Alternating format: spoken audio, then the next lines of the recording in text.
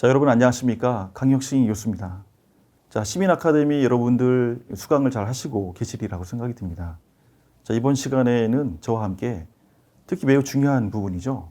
집합 건물에 있어서 전유 부분과 공용 부분의 경계를 구분하는 것은 법규적으로는 굉장히 원칙적이고 쉬운 것 같지만 사실은 집합 건물에서 거주하는 자, 그리고 사용하는 자, 그리고 관리하는 자들 사이에서 전유 부분과 공용 부분의 경계 또는 전유 부분과 공용 부분을 구분하는 것 때문에 상당히 많은 분쟁과 다툼이 발생을 하고 있습니다. 자, 그래서 저와 함께는 전유 부분과 공용 부분을 중심으로 함께 같이 공부를 해보도록 하겠습니다. 자, 저와 함께 공부하는 전유 부분과 공용 부분, 특히 이러한 키워드를 중심으로 같이 살펴보도록 하겠습니다. 자, 첫 번째, 전유 부분 그리고 공용 부분의 의의는 무엇일까? 전유 부분이란, 공용 부분이란 그 의미와 대상에 대해서 살펴보도록 하겠습니다.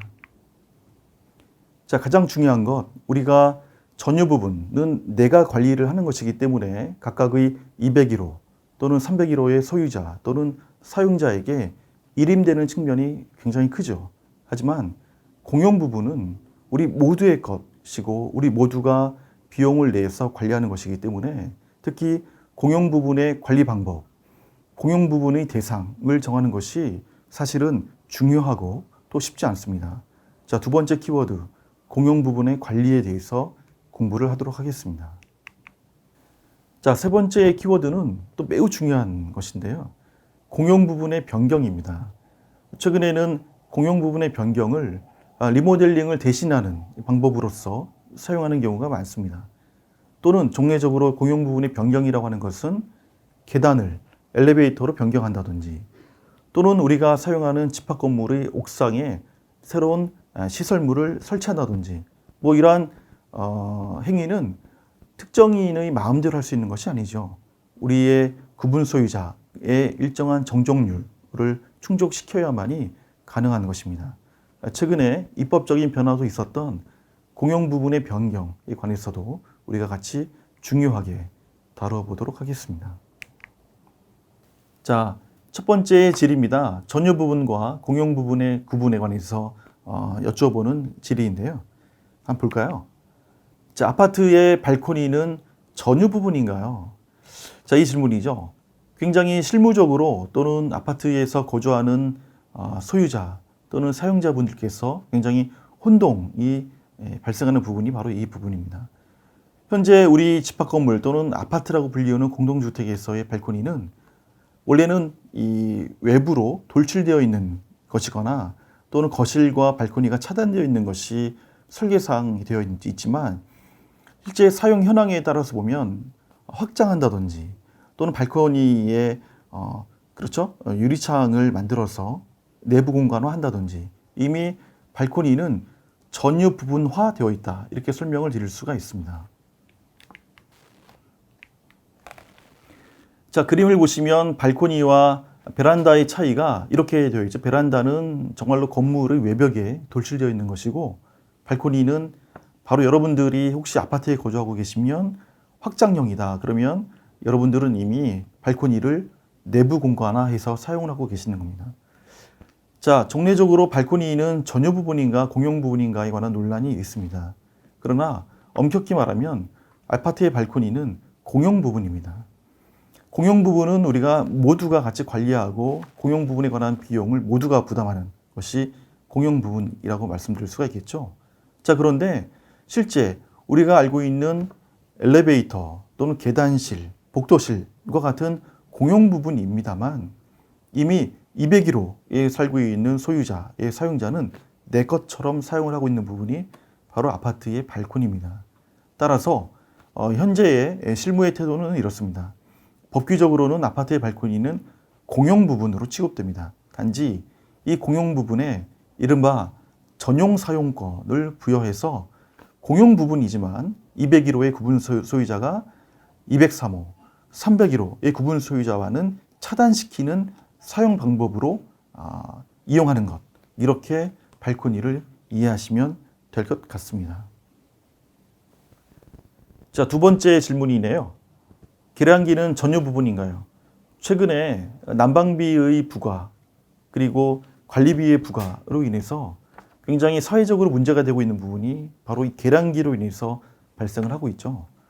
어떠한 공동주택이 있었는데 이 공동주택의 세대수는 500세대라고 합시다. 그런데 500세대 중에 201호의 구분 소유자가 2월 달에 우리 집 난방비가 포함되어 있는 관리비를 받았는데요. 평소 작년보다 한 4배 이상 관리비가 많이 나온 겁니다. 난방비가요. 그래서 너무 이상해서 관리사무소에 문의하고 이를 추적해 봤더니 201호의 구분 소유자가 거주하고 있던 해당되는 공동주택에 그 해에 그 달에 난방비가 0원이었던 세대수가 굉장히 상당수 발생했었던 문제, 여러분들 기억하시고 계실 것으로 생각이 듭니다. 자, 어떤 세대는 그 달에 난방비가 0원이고요. 또 어떤 세대는 그 달에 난방비가 작년 대비 4배까지 올라가는 이러한 편차가 무엇 때문에 발생했는지 그 원인을 추적해 보니까 바로 지금 우리가 공부하고 있는 계량기의 노후화 또는 계량기의 고장으로 인해서 올바르게 측정되지 않은 부분으로 인해서 난방비의 편차가 그렇게 심하게 발생했다고 하는 것이 최근에 뉴스이기도 했습니다. 다시 본론으로 돌아와서 자, 계량기는 전유 부분인가요? 라고 하는 질문에 대해서 답변을 드리도록 하겠습니다. 자, 계량기는 공용 부분입니다. 다시 한번 계량기는 공용 부분에 해당됩니다. 자, 계량기는 어떤 역할을 하고 있죠? 그렇죠. 각 세대에 온수를 공급을 해주거나 또는 그렇죠. 급탕 시설을 보완해 준다거나 또는 전기 공급을 개량한다거나 이렇게 다양한 용도로 설치되는 이른바 설비 부분에 해당이 됩니다. 설비. 물론 이 계량기는 공용 부분이지만 해당되는 규약에 의해서 다수결 원칙에 따라서 우리 공동주택, 우리 집합 건물의 계량기는 전유 부분으로 합시다 라고 정하는 것도 가능합니다. 그러나 그렇게 전유 부분으로 정하기 전까지의 원칙, 계량기는 공용 부분이고 따라서 우리가 보면 수선 충당금이나 또는 기타 관리비를 통해서 우리 모두의 돈으로, 우리 모두의 비용으로 201호의 계량기를 교체해 준다든지 우리가 내고 있는 모든 관리비를 통해서 이렇게 난방비가 계량기의 노후, 계량기가 교체되지 않은 것을 이유로 해서 난방비의 편차가 잘못 크게 벌어진 경우에는 우리가 낸 장기 수선 충당금, 우리가 비용을 발생시킨 관리비를 통해서 계량기의 교체를 할 수 있는 이러한 근거가 되기 위해서는 결국 계량기를 공용 부분이라고 설정하지 않으면 안 되는 것이겠죠. 자, 여러분들 같이 한번 우리가 표를 보도록 하겠습니다. 이 표는 서울시에서 만든 공동주택관리 규약 준칙입니다.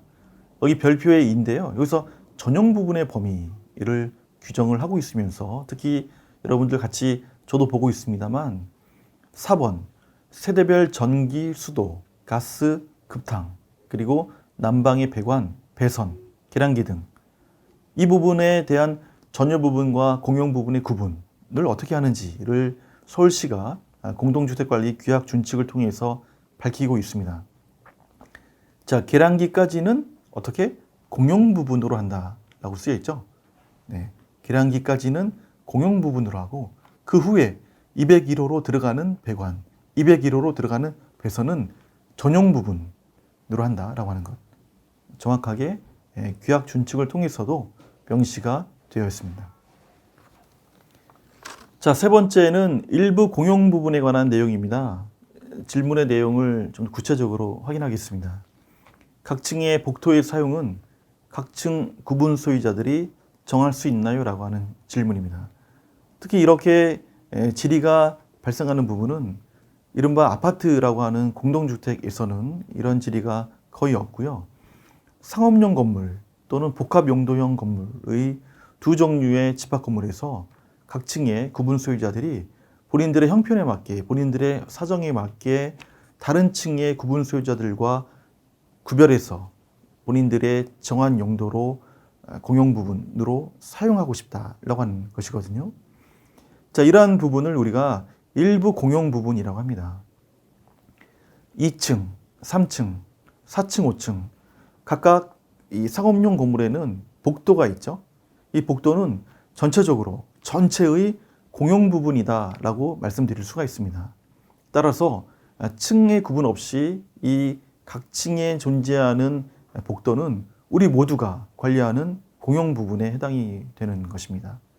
그러나 사정에 따라서 예를 들어서 구체적인 예를 들어볼까요? 자, 지하는 목욕탕으로 사용이 됩니다. 목욕탕이라고 하는 영업시설로 사용이 되는데요. 이 목욕탕에서 이 복도가 있는데 이 복도는 1층이나 2층이나 또는 다른 층의 구분 소유자나 사용자들이 거의 사용을 하지 않습니다. 따라서 이 목욕탕으로 사용하고 있는 지하 1층의 복도는 이왕이면 목욕탕의 영업을 하고 있는 소유자가 본인의 사정에 맞게 이 부분을 사용하고자 하는 경우가 있습니다. 자, 그런데 이 경우에는 목욕탕이라고 하는 한 개의 구분 소유자가 존재하기 때문에 일부 공용 부분으로 하기에는 상당히 어려움이 있습니다. 예를 들어서 목욕탕뿐만이 아니라 같은 지하 1층에 식당도 있고 문구점도 있다. 이 지하 1층에 존재하는 다수의 구분 소유자들이 우리가 이것을 우리들만 사용하는 일부 공용 부분으로 사용을 원하는 경우가 상당수가 있죠. 이러할 때 이 해당 층을 우리가 일부 공용 부분화 시켜서 그 지하 1층을 소유하는 자 또는 지하 1층을 사용하는 자에게 비용 부담을 시키고 관리를 전적으로 전담케 하는 이런 부분이 바로 일부 공용 부분에 해당이 됩니다. 그래서 일부 공용 부분을 설정하는 것은 구조적인 측면으로도 일부 공용 부분을 형상화시키는 것도 가능하겠습니다만 실제 실무에서는 이런 구조적인 부분보다는 이용상의 상황, 이 이용의 형태를 고려해서 전체 공용 부분이면서도 동시에 지하 1층 이러한 경우를 일부 공용 부분화 시키는 사례가 많이 있습니다. 이러한 부분을 일부 공용 부분이라고 합니다. 따라서 다시 질문으로 돌아가면 각 층 복도의 사용은 각 층 구분 소유자들이 정할 수 있나요? 이런 문제가 나오는데요. 이 사용을 각 층 구분 소유자들이 마음대로 본인들만의 결의로 정할 수는 없습니다. 일부 공용 부분으로 사용되기 위해서는 전체의 공용 부분의 관리자, 즉 소유자들의 일정 부분의 동의를 통해서 해당 층을 일부 공용 부분으로서 결의를 해주는 경우에만 지하 1층을 조금 전에 예를 들은 것처럼 지하 1층의 구분 소유자, 사용자들이 일부 공용 부분으로서 사용을 할 수 있게 되는 것입니다. 그 어떠한 층이 일부 공용 부분인지 아닌지를 사실 판단하는 것은 쉬운 문제는 아닙니다.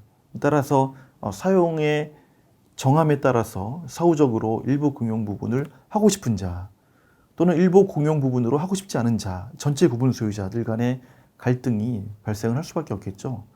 이렇게 일부 공용 부분으로 사용해서 내가 전용해서 사용하고 싶은 자도 있겠고 이를 저지하려는 전체 구분 소유자들 간의 갈등을 예방하기 위해서는 건축물 설계 단계에서부터 일부 공용 부분으로 사용할 것을 전제하고 설계를 하는 것이 가장 바람직하다고 생각이 듭니다. 또는 전체 공용 부분인지 또는 일부 공용 부분인지에 관해서 이를 미리 건축물 대장이나 등기부에 기재시켜 두는 것이 바람직하다라는 생각이 듭니다. 자, 어떻게 제가 드리는 설명이 명쾌했으면 좋겠는데 들으시는 우리 시민들께서 잘 이해가 되시는지 사실 궁금하기도 합니다. 자, 계속해서 네 번째 질문을 볼까요? 자, 네 번째 질문은 구분 소유자가 전유 부분 앞에 복도나 옥상, 대지를 독점적으로 사용해도 괜찮은가요? 라고 하는 질문입니다. 자, 질문을 통해서는 전유 부분 앞에 복도 또는 옥상, 대지라고 구분되어 있습니다만 이는 공용 부분이라는 이야기죠. 질문을 좀 바꿔보죠. 구분 소유자가 자기의 전유 부분 앞에 있는 공용 부분을 사용해도, 무단으로 사용해도 될까요? 라고 하는 질문입니다. 사용해서는 안 됩니다. 공용 부분은 전체의 관리의 대상이고 공용 부분이기 때문에 거기에는 특히 우리가 같이 지켜야 하는 공동의 이익, 공익이라고 하는 부분이 내재되어 있습니다. 물론 전유 부분에도 공동의 이익이 내재되어 있긴 합니다만 공용 부분에는 더욱 특히 공동의 이익이 강조될 수밖에 없겠죠. 자, 2020년도에 최근의 판례 중에서 공용 부분의 독점적 사용에 관한 중요한 판례가 마침 있어서 이 문제를 통해서 소개를 해드리고자 합니다. 자, 구분 소유자는 골프 연습장을 영업을 했습니다. 근데 이 구분 소유자께서 본인의 전유 부분에서 골프 연습장을 운영을 하시다가 장소가 협소했던 것 같습니다. 이 지나다니는 그 복도에 퍼팅장도 마련해 놓고 또는 골프 연습장에서 발생하는 여러 가지 물건들을 쌓아놓고 창고로도 사용하고 퍼팅장으로 사용해서 쉽게 말씀드리면 공용 부분이긴 합니다만 골프 연습장의 구분 소유자가 본인의 공간으로 마음대로 단독으로 사용을 하였던 것이죠. 이것이 분쟁이 되었습니다. 골프 연습장의 구분 소유자를 제외한 다른 구분 소유자가 문제를 제기했습니다. 그거는 당신의 전유 부분이 아니라 우리 모두의 것이다. 공용 부분이다 라고 이야기를 했습니다. 자, 이 부분이 조정이 되지 않아서 결국 법원까지 갔습니다. 법원은 다음과 같이 판단했습니다. 골프 연습장 앞의 복도는 공용 부분이다 라고 이야기를 했습니다. 그래서 그 공용 부분이다라고 하는 것에서 그치지 않고 법원은 그동안에 이 공용 부분을 전유 부분처럼 퍼팅장이나 본인의 사적인 물건을 창고처럼 사용해왔던 그런 기간만큼을 산정해서 부당이득을 반환하라라고 하는 결론까지 내리게 되었습니다. 이처럼 공용 부분을 규약이나 다른 구분 소유자들의 동의 없이 무단으로 전유 부분처럼 사용하는 것은 집합건물법상 강력하게 제한되어 있습니다. 우리가 집합건물법 또는 공동주택 등을 소유나 사용함에 있어서 이처럼 전유 부분과 공용 부분의 사용을 분명하게 구분짓고 이용하는 것이 매우 필요하다라는 생각이 듭니다. 자, 이제 벌써 5번째의 질문이 되는데요. 5번째 질문은 뭐죠? 제3자가 공용 부분을 무단으로 점유하는 경우에 구분 소유자가 공용 부분의 반환을 청구하거나 원상회복을 청구할 수 있나요? 자, 이 질문에는 매우 중요한 2개의 키워드가 들어가 있습니다. 첫 번째, 공용 부분을 무단으로 점유하는 자가 바로 그렇죠. 제3자라고 하는 것이죠. 우리 집합건물법, 집합건물 또는 공동주택에서의 소유자 또는 사용자가 아닌 다른 자라고 하는 것입니다. 이것이 첫 번째의 키워드. 두 번째는 이렇게 무단으로 사용하는 제3자에 대해서 구분 소유자 1인이 구분 소유자 예를 들어서 201호에 거주하는 강혁신 교수가 관리소를 통하지 않고 단독으로 제3자에 대해서 우리 모두에 대한 손해를 배상할 수 있도록 청구할 수 있는지의 문제입니다. 자, 이 부분 매우 중요하다고 생각이 듭니다. 첫 번째는 제3자가 공용 부분을 무단으로 점유하는 것은 그렇죠. 집합건물법상 허용되지 않습니다. 이러한 무단 점유를 저지하여야겠죠. 그런데 제3자의 공용 부분의 무단 점유를 저지할 수 있는 자는 과연 누구일까요? 201호의 강혁신 교수도 할 수 있는 것입니다. 그리고 우리 공동주택 또는 집합건물의 전체 구분 소유자도 전체의 이름으로 가능합니다. 또는 집합건물법상의 또는 공동주택 관리법상에서 존재하는 이른바 입주자 대표회의도 있죠. 입주자 대표회의의 이름으로도 이렇게 무단 점유하는 자에 대해서 반환이나 원상회복을 청구할 수가 있게 됩니다.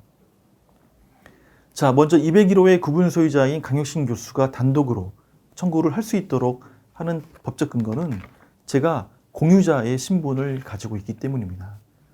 우리 공동주택, 내가 거주하는, 사용하는 집합건물에서 단독으로 공유자의 신분으로 공유자의 법률적 지위를 이용해서 무단으로 점유하는 자에게 원상회복 그리고 공용 부분의 반환을 청구할 수 있게 되는 것 매우 중요한 포인트입니다.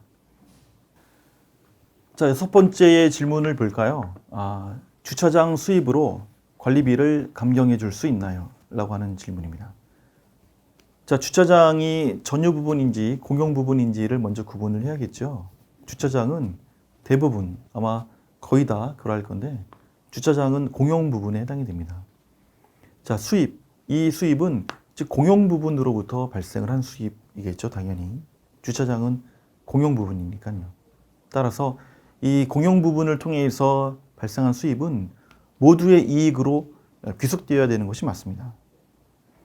그러나 이 모두에게 귀속된다는 의미가 각 호의 201호와 202호와 203호의 어떤 면적의 비율만큼 나누어줘야 된다는 이야기를 하고 있는 것은 아닙니다. 즉, 자기가 가지고 있는 전유 부분 또는 공용 부분을 포함하는 본인의 면적 비율을 대로 계산해서 주차장에서 발생한 공용 수익을 나누어 주어야 한다라고 하는 것은 아니죠. 하지만 이 주차장 수입을 어떻게 사용할 것인지는 일률적으로 정할 수 있는 것은 아니고요. 각 집합 건물 또는 공동주택에 있어서의 규약을 통해서 우리가 공서양속이나 반사회적인 법률 질서에 해당되지 않는 범위 내에서 자유롭게 주차장의 수입을 어떻게 사용할 것인지를 정하는 것도 충분히 가능한 문제라고 생각이 듭니다. 자, 이제 벌써 7번째 질문이 됐네요. 자, 분양계약에서 규정하고 있는 전용 사용권을 근거로 공용 부분을 독점적으로 사용할 수 있나요? 자, 먼저 이러한 사례가 어떻게 있는지 볼까요? 자, 분양계약에서 규정하면서 공용 부분의 전용 부분, 전용 사용권을 주는 경우. 자, 우리가 아파트를 분양받을 때 특히 최근에는 1층이 유행이기도 합니다만 한때는 1층이 약간 비인기층인 경우도 있었죠. 이 비인기층이었던 1층의 분양을 더 원활하게 발생시키기 위해서 사업자가 1층을 구입하시면 1층의 테라스 부분을 만들어 드립니다. 이 테라스는 1층의 소유자만 전용으로 사용할 수 있습니다. 라고 광고를 하죠. 그래서 101호, 102호, 103호 같은 1층의 분양이 빨리 될 수 있도록 유도합니다. 전용 사용권을 준다는 이야기죠. 자, 1층의 테라스, 1층의 밖에 있는 정원 부분, 원래는 공용 부분이죠. 공용 부분입니다만 이렇게 사업자와 피분양자, 수분양자의 계약을 통해서 전용 사용권을 부여하는 경우도 있죠. 또 이번에는 옥상으로 올라가 볼까요? 가장 꼭대기층. 우리가 그 꼭대기층을 옛날에는 그냥 꼭대기층이라고 해서 분양을 하니까 잘 안 팔렸죠. 여름에는 햇빛이 일조가 상당하고 일조량이 그 다음에 이 큰 태풍이 오는 경우에는 또 누수의 걱정도 들고 자, 그러다 보니까 이제는 사업자가 꼭대기층이라고 하는 용어를 사용하지 않고 펜트하우스라는 용어를 사용합니다. 자, 펜트하우스라는 용어를 사용해서 분양이 빨리 될 수 있도록 유도하죠. 자, 그런데 명칭만 가지고서는 분양이 빨리 되지 않으니까 이른바 서비스를 주죠. 옥상의 일부분에 문을 만들어서 펜트하우스를 구입하는 소유자가 옥상 문을 통해서 나가서 옥상의 일정 부분에 텃밭도 가꾼다든지 라고 하는 전용 사용권을 주는 경우가 대단히 많습니다. 저층, 1층에 대한 전용 사용권, 꼭대기층, 펜트하우스를 구입한 분에 대한 전용 사용권을 주게 되죠. 이처럼 분양계약을 통해서 전용 사용권을 근거로 공용 부분에 대한 독점적 사용은 이미 현실적으로 비일비재하게 발생을 하고 있습니다. 공용 부분을 독점적으로 사용할 수 있습니다. 자, 그런데 이 전용 사용권을 언제 주는가에 대한 그 시기의 문제가 굉장히 중요하다고 할 수 있겠죠. 사업자와 수분양자 간의 계약 당시에서 전용 사용권을 받는 경우도 있겠고 또는 거주를 몇 년째 하다가 이렇게 필요가 발생하는 경우에 특정 구분 소유자에게 특정 201호에게 전용 사용권을 주어야 되는 상황이 만일 발생을 할 수밖에 없다면 그때는 그 201호의 구분 소유자의 마음대로 전용 사용권을 갖는 것이 아니라 규약을 통한 결의, 전체 구분 소유자의 일정 부분의 결의를 통해서 전용 사용권을 설정하고 설정된 전용 사용권을 부여할 수 있는 것. 이 방법도 충분히 가능합니다. 자, 전용 사용권이라고 하는 것 나와 있는데요. 공용 부분이나 대지를 독점적으로 사용할 수 있는 권리라고 정의가 되어 있죠. 또 분양계약 그리고 관리단 집회의 결의 또는 규약에 의해서 사후적으로 설정될 수도 있다라고 답을 드릴 수 있습니다. 자, 8번째의 질의에 대해서 보겠습니다. 외벽에 대형 광고판을 설치하는 것은 공용 부분의 변경이 해당되나요? 자, 우리 법원의 판례를 보면요. 대법원 2014년에 판례를 통해서 법원은 몇 개 층에 걸쳐서 5개 광고물을 설치하거나 대형 광고판을 설치하는 것은 공용 부분의 변경에 해당한다라고 판시하고 있습니다. 이렇게 외벽에 대형 광고판을 설치하는 것은 공용 부분의 변경에 따른 결의에 의해서 해야 됩니다. 일반적인 공용 부분의 관리에는 해당이 안 된다는 것이죠. 또 특히 중요한 것은 공용 부분의 변경에 해당하는 결의 이유를 충족한다 할지라도 예를 들어서 그 대형 광고판이 불이 번쩍거리는 네온사인이다. 그럼 네온사인은 주로 밤에 기능을 하게 되죠. 10층에 있는 10층에서 제가 강효신 교수가 거주하고 있는데 저희 집 외벽에 네온사인이 설치된다라고 가정을 합시다. 저는 극렬하게 반대하지만 대부분의 구분 소유자가 저를 제외한 모든 구분 소유자가 대형 광고판의 공용 부분의 변경에 찬성을 한다.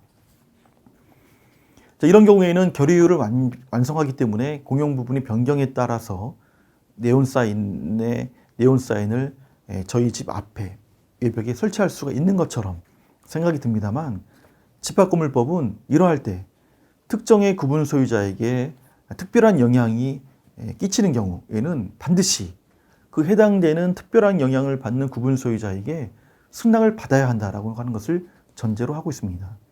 따라서 번쩍거리는 네온사인, 이로 인해서 피해를 받을 것이 예상되는 강혁신 교수, 저는 특별한 영향을 받는 구분 소유자, 제가 반대를 하는 경우에는 저를 제외한 모든 구분 소유자가 대형 광고판에 대한 변경에 대한 결의를 찬성한다 할지라도 불가능하게 됩니다. 이 점 매우 중요하죠. 규약에서 구분 소유자의 과반수 동의가 있으면 공용 부분의 변경이 가능하다고 규정할 수 있나요? 자, 규약 이전에 우리가 법을 봐야겠죠. 집합건물법에서 공용 부분의 변경에 관한 결의 요건을 두고 있습니다. 자, 여러분들이 현재 보시는 것은 집합건물법은 아닙니다만 참고로 집합건물법 15조에는 공용 부분의 변경은 구분 소유자의 수, 그 다음에 의결권에 각각의 4분의 3 이상의 동의를 받아야 공용 부분을 변경하는 결의를 할 수 있다고 규정하고 있습니다. 자, 그런데 이 규정에 반해서 규약에서 구분 소유자의 과반수, 공용 부분의 변경의 결의율을 굉장히 완화시키는 규약이죠. 이러한 규약의 행위는 허용되지 않습니다. 공용 부분 변경을 위한 4분의 3 이상의 동의율은 우리가 규약을 통해서 완화할 수가 없는 것입니다. 자, 그러나 우리가 2021년도에 이미 입법 예고된 집합건물법의 태도를 보면 이 현재의 공용 부분의 변경을 위한 구분 소유자 및 의결권의 4분의 3의 결의율이 엄격하여서 리모델링이 어려운 공동주택이나 리모델링이 어려운 집합건물에서 공용 부분의 변경을 통해서 리모델링의 효과를 가져오는 결의를 함에 있어서는 이 4분의 3 이상의 결의율이 너무나도 완성하기가 힘들다라고 하는 것을 받아들여서 이 집합건물법의 개정을 위한 개정위원회, 저도 개정위원이었습니다만 이 개정위원회에서 회의를 하여서 다음과 같이 공용 부분의 변경은 2021년도부터는 4분의 3이 아니라 구분 소유자 그리고 의결권의 3분의 2 이상이면 공용 부분의 변경을 위한 결의가 완성될 수 있도록 결의 요건을 완화시키고 있습니다. 따라서 2021년부터 우리가 공용 부분의 변경이 조금 더 원활하고 수월해진다라고 하는 것을 참고로 말씀드리고요. 다시 결론으로 돌아와서 규약에서 이러한 공용 부분의 변경을 규정하고 있는 집합건물법의 결의 요건을 완화하는 규약은 허용되지 않는다, 이렇게 말씀드릴 수가 있습니다. 자, 그래서 여러분들 현재 화면 보시는 바와 같이 규약인데요. 이 규약에서는 공용 부분의 변경에 관한 사항은 구분 소유자 및 의결권의 과반수 결의에 의해서 정한다라고 하고 있죠. 이렇게 공용 부분의 변경에 관한 사항을 집합건물법에서의 태도와 다르게 완화시켜 놓고 있는 것, 이것은 조금 전에 말씀드린 바와 같이 집합건물법 15조에서 규정하고 있는 것을 거스르는 것이기 때문에 허용되지 않는다라고 하는 것을 말씀을 드립니다. 자, 이렇게 이번 시간에는 우리가 집합건물법상 또는 집합건물, 공동주택에 있어서 매우 중요한 부분을 차지하는 전유 부분과 공용 부분에 대해서 같이 공부를 했습니다. 자, 지금까지 강혁신 교수였습니다. 감사합니다.